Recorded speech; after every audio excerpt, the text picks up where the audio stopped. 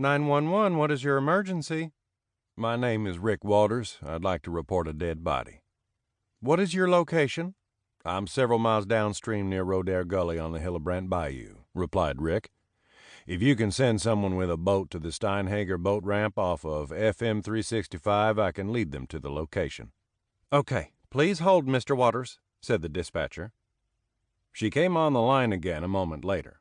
Mr. Waters, we're sending an ambulance and a couple of Jefferson County deputies with a boat to the Steinhager boat ramp.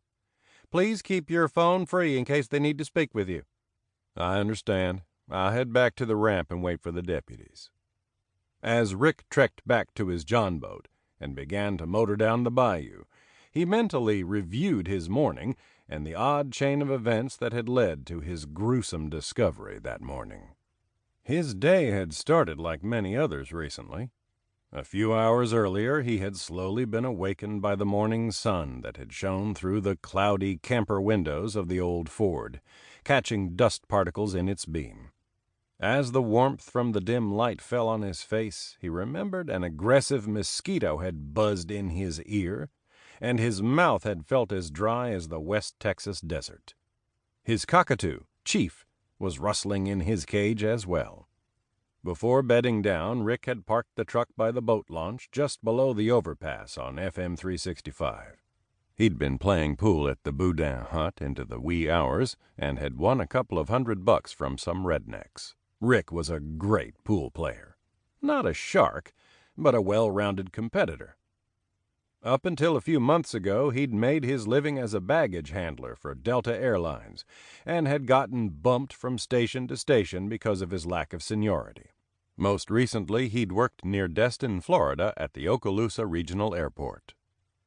But that didn't last long because he was bumped yet again by a senior ramp rat from Detroit who wanted to retire to the blue waters of Destin.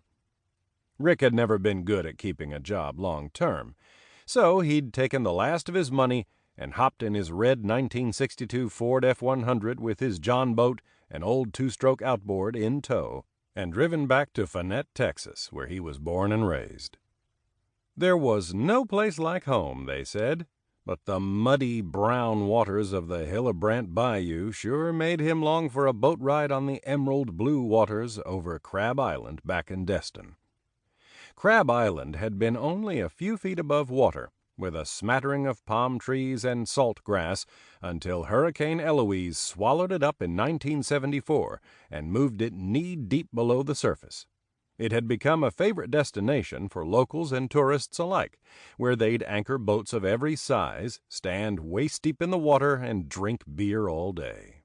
After reluctantly rising from his slumber, Rick had put Chief in his travel cage, placed him in the John boat, and launched it. He'd slowly motored down the slow-moving waters of the bayou near LaBelle, Texas, taking in the scenery with Chief. Several lazy gators basked in the warmth of the morning sun on the banks of the bayou. It had been a glorious start to the day. He kept his cockatoo in the cage. It was far too dangerous to let him ride in the open, since he'd make a nice tasty treat for a gator if he ever fell overboard.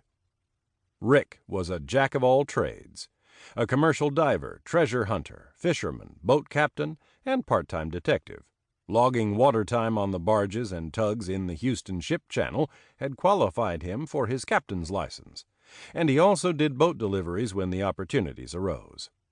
He'd also obtained his PI license online and possessed a concealed carry permit in Florida that had reciprocity in 36 other states.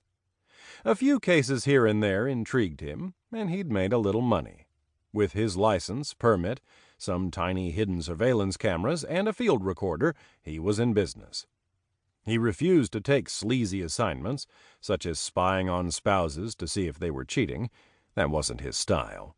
Instead, he chose more ethical jobs, like helping to find missing persons or tracking down stolen vehicles. Rick liked to help people. He believed in karma, and the old adage, "Do unto others as you would have them do unto you."